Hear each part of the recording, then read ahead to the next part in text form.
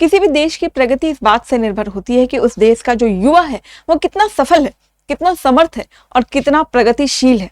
कहते हैं देश युवाओं के भरोसे चलता है, क्योंकि आज का जो युवा है वो देश का भविष्य बनता है। अब युवाओं की बात करें तो कई जगह पर जो सबसे बड़ी चीज काम करती है वो है एक स्टेबिलिटी।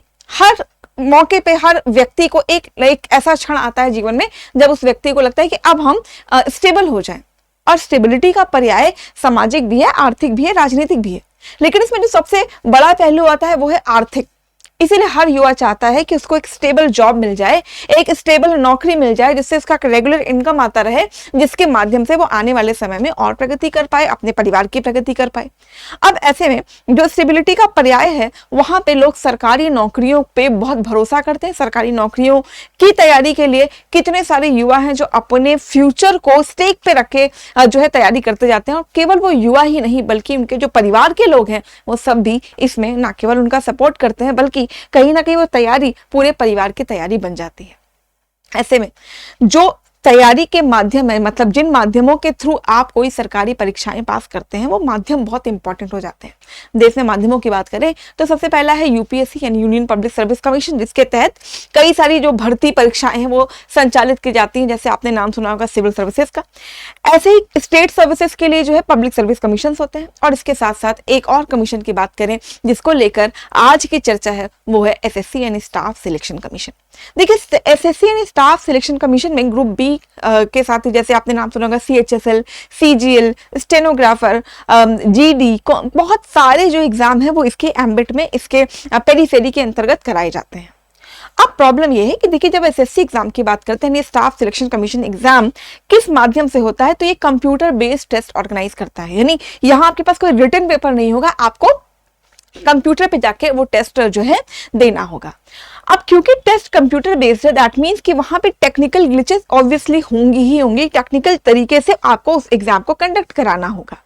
अब जो ये एग्जाम कंडक्शन की जिम्मेदारी होती है उसका टेंडर दिया जाता है। तो पहले क्या था कि एसएससी एग्जाम को कराने की जिम्मेदारी टीसीएस पे थी। अब वहां पे भी ऐसा नहीं कि पेपर लीक या बहुत फुल प्रूफ मैनर में एग्जाम्स हो जाते थे, प्रॉब्लम्स वहां पे भी आती थी।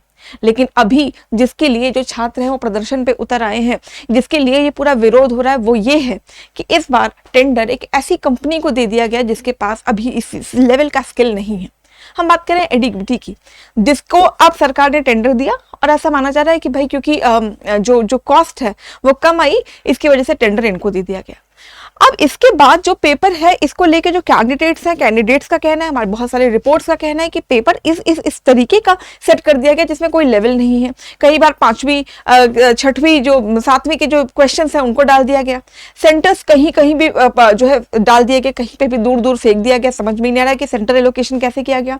कुछ लोग एग्जाम दे रहे हैं, एग्जाम देते देते एब्रप्टली बीच में जो सिस्टम है वो बंद हो जा रहा है। आप सोचिए कि कंप्यूटर बेस्ड टेस्ट जो उसमें टाइमर लगा होता है और टाइम के हिसाब से बच्चे एग्जाम कर रहे होते हैं और अचानक जो है आपका सिस्टम बंद हो जाए और सिस्टम बंद होने के बाद जो है आपका जो पेपर है वो सबमिट हो जाए, तो क्या होगा? साल भर की तैयारी का जो हमने उसमें मेहनत डाली थी।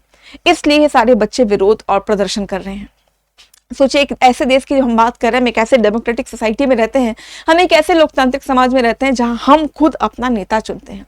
यानी पूरे भारत में इलेक्शंस कराए जाते हैं। जब इतने बड़े भारत में इलेक्शंस करा लिए जाते हैं तो एग्जाम को लेके इतनी सारी जो गलतियां वो कैसे हो जाती हैं, इसके बारे में अगर आज हम नहीं सोचेंगे तो आने वाले समय में ये प्रॉब्लम्स बढ़ती जाएंगी। पिछले मतलब आप देखिए 5-6 सालों का रिकॉर्ड उठा के देख लें तो लगभग हर एग्जाम में आपको ये प्रॉब्लम्स देखने को मिलेंगी। कहीं पेपर लीक हो रहा है, कहीं टाइम से एग्जाम कंडक्शन नहीं हो रहा है, अगर पेपर हो जा रहा है तो अगेन उसमें बहुत सारे क्वेश्चंस हैं जो गलत हैं।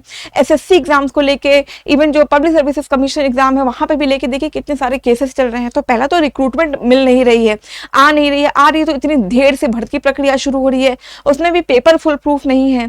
तो हमने जो इनिशियल लाइन्स आपको कही कि देश तब समर्थ होगा जब युवा प्रगतिशील होगा। तो अगर हमको देश को 2047 में प्रगतिशील बनाना है, हमको 2047 तक भारत को विकासशील से विकसित तक की यात्रा करानी है, तो हम उन युवाओं को क्यों भूल जा रहे हैं? हम उन युवाओं का साथ क्यों नहीं दे रहे हैं जो इस रेल को चलाने वाले इंजन हैं? तो ऐसे में अगर कई बार चीजें हमारे हिसाब से ना हो, सम्मान हमें सही तरीके से ना मिले, तो जरूरी है कि हम सब लोग साथ आए, यूनाइट हो और इसके लिए आवाज उठाएं। तो चलिए हम सब एक होकर एक बात की मांग करते हैं कि जल्दी से जल्दी जो ये पेपर जो एग्जामिनेशन पेपर हैं, जो सिलेक्शन पेपर हैं, उसमें ट्रांसपेरेंसी लाई जाए, उसको फुल प्रूफ तरीके से कराया जाए, क्या कि जो युवा, जो देश का भविष्य है, वो अपना फ्यूचर सुरक्षित कर सके, क्योंकि उसका फ्यूचर सुरक्षित होगा तो देश का फ्यूचर सुरक्षित होगा। Thank you so much.